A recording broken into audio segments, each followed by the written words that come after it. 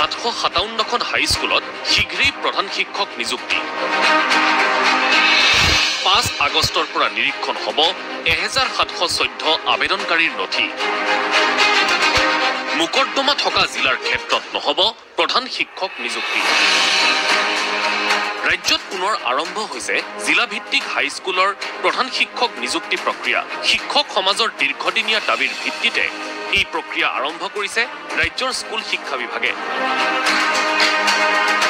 সেইমৰ্মে সোমবাৰৰ পৰা আৰম্ভ হ'ব ৰাজ্যৰ বিভিন্ন প্ৰান্তৰ 857খন হাইস্কুলৰ প্ৰধান শিক্ষক পদত নিযুক্তিৰ বাবে আবেদন দাখিল কৰা জ্যেষ্ঠ শিক্ষকসকলৰ প্ৰয়োজনীয় নথি পৰীক্ষণ প্ৰক্ৰিয়া এই প্ৰক্ৰিয়াৰ বাবে জ্যেষ্ঠতাৰ ভিত্তিত আমন্ত্ৰণ লাভ কৰিছে 1714 গৰাকী জ্যেষ্ঠ শিক্ষক শিক্ষয়িত্ৰীয়ে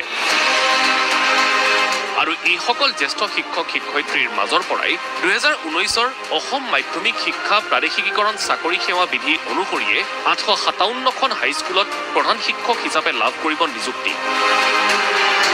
অৱশ্যে প্ৰধান শিক্ষক পদৰ বাবে আবেদন দাখিল কৰা প্ৰত্যেকগৰাকী জ্যেষ্ঠ শিক্ষকৰে থাকিব লাগিব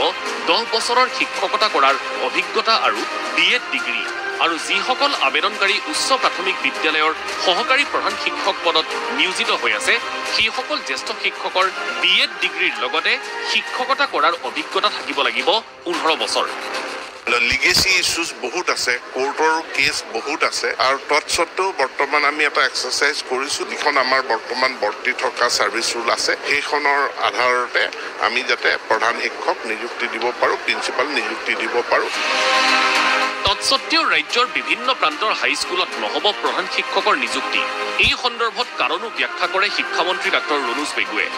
কেইখনমান জিলাত হয়তো লিটিগেশ্যনৰ কাৰণে আমি স্থগিত ৰাখিব লাগিব য'ত আমাৰ কোৰ্ট কেছ আছে অৱশ্যে কিমান স্বচ্ছ আৰু নিকা পদ্ধতিৰে প্ৰধান শিক্ষক নিযুক্তি প্ৰক্ৰিয়া সম্পন্ন হয় সেয়া জানিবলৈ অপেক্ষা কৰিব লাগিব